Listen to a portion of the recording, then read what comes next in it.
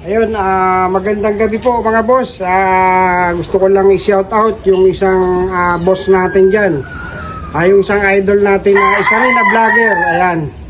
Siya po ay walang iba kundi si Boss Marlon Ugato. Isa po siyang vlogger at ang kanyang YouTube channel ay Macau CPF Vlog. Siya po ay isang taga Bohol. Ayan.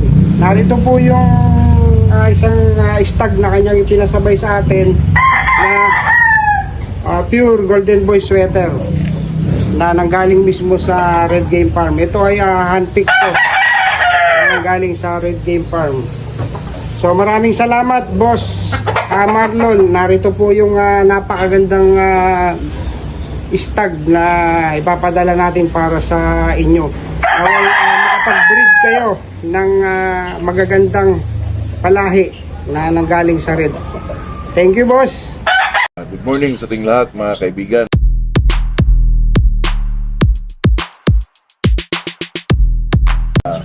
Dito na naman tayo sa ating channel na Macau CPF Vlogs. Ito'y usapang magmamanok lang at saka pangtanggal stress ng talaga, mga kaibigan, para masaya tayo palagi po. At saka bago tayo mag-umpisa sa ating nakagawian, shoutout tayo kay Nino Anthony Moana, Nino Conditioning System, Danilo Gamalo, kay Boss Tupas, Boss Turib sa mga taga Lawaan, Eastern Samar, Swede Relusa, Janmar Sonkog, Cotabato, Arlinda Suyat, Hong Kong, Ninito Eufemia, Edilisa Padao from Dipulog City, Pedro Hamito Tilo, Bito Small Farm. Magandang umaga sa ating lahat, mga kaibigan. Medyo hintay-hintay tayo sa kinuha natin sa raid, mga kaibigan. Napakaganda po na Golden Boy, pure Golden Boy, mga kaibigan. Tayo naman ay medyo medyo may presyo, pero enjoy tayo po. Tayo naman ay pa-subscribe din sa channel ni Boss Noli Vlog, mga kaibigan, na tayo pinaunlakan niya, nagpasabay tayo po. Maraming salamat, Boss Noli. Talagang pinipilian mo ko na maganda po. Sa atin naman dito, mga kaibigan, ay para ma-enjoy kayo po.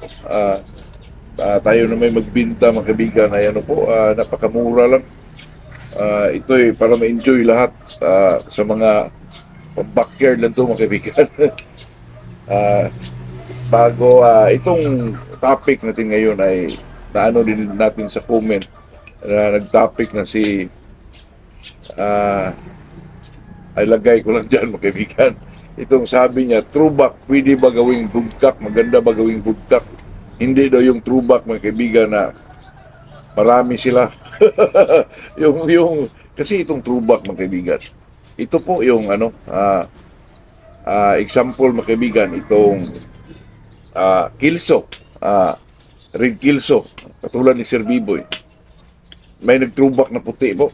Isa lang talaga, kasi itong throwback, mga kaibigan, hindi ho ito, pag lumalabas, marami silang ganitong kulay. Chapsoy na yun, mga kaibigan. Yung isang kulay lang siya, nag-isa lang. Tapos alam mo naman na example, mga kaibigan, the best example, itong red kilso, may lumalabas na puti na manok na red naman lahat, red ang inahin, red ang baba. Kasi itong red, alam naman natin, mga kaibigan, na itong kilso ay ang komposisyon nito ay claret, Hatch claret, kung ano pa itong nakapasok nito, mga kaibigan. Yung claret, mga kaibigan, iba may puti yun, may white claret. Baka yun, pasukan. Kasi itong tinatawag natin throwback po, ito po ay isa sa komposisyon ng isang bloodline po, katulad ng example, lemon, kaibigan, Hatch, Hatch, itong claret at saka butcher. Kung ang manok mo ay nag-breed ka, isang puro na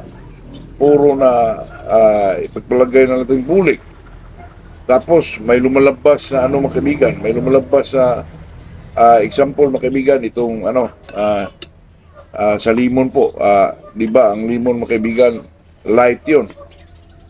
May lumalabas na medyo dark ano mga kaibigan. Puro siya light, pero may lumalabas na dark. Ang limon naman kasi mga kaibigan, may lumalabas na ano diyan yung mga medyo po hindi masyado dark. May dark na green ligid siya. May mga ganun mga kaibigan. Di siyempre, ang komposisyon niya ay hot eh. Baka nag-throwback yun mga kaibigan. Na ang paa kasi ang limon sa mga ating nakila, maliban lang doon sa limon 84 mga kaibigan, kay paeng kasi green legs ang ano, iba. Pero pag ang limon mo ay yung yellow ligid mga kaibigan, tapos may lumalabas sa mga green ligid, ay expected na yun mga kaibigan kasi ang komposisyon niya ay mayroong hats eh.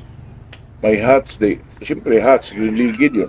At saka pag bulik mga kaibigan, bulik to bulik, may lumalabas na ano po, yung puti ba o talisay ba.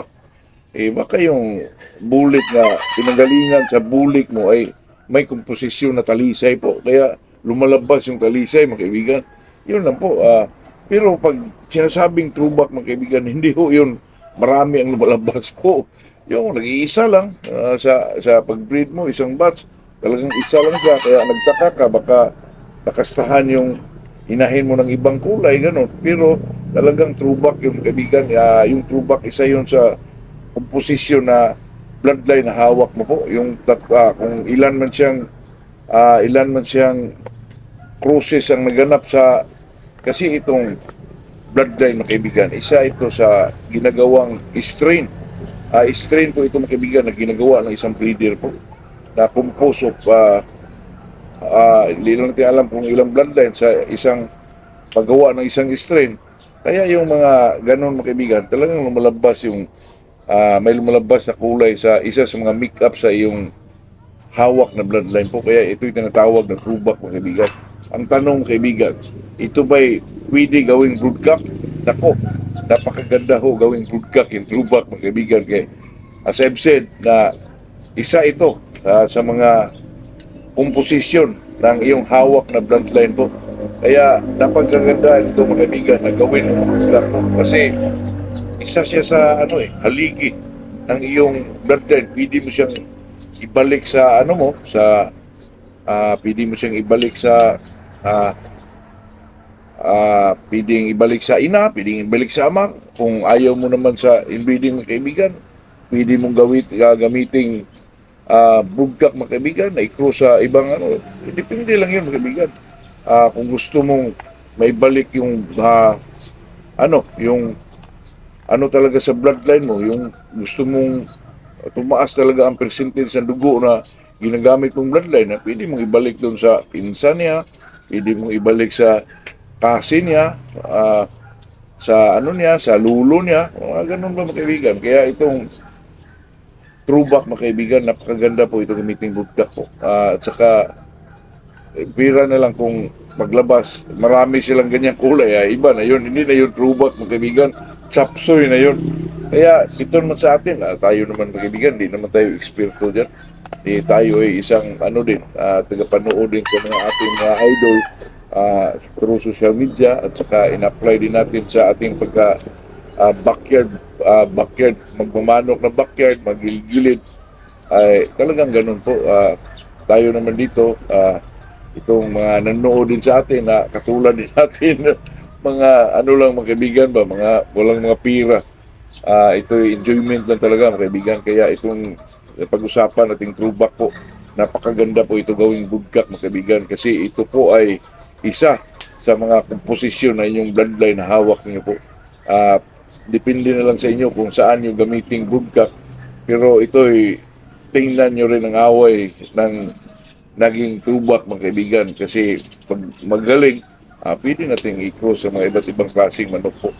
At saka kung gusto mo rin pataasin ang isang gusto mong talagang ipuro o gamitin mong pang paano mga kaibigan, pagpamintain sa bloodline na hawak mo, pwede itong throwback po.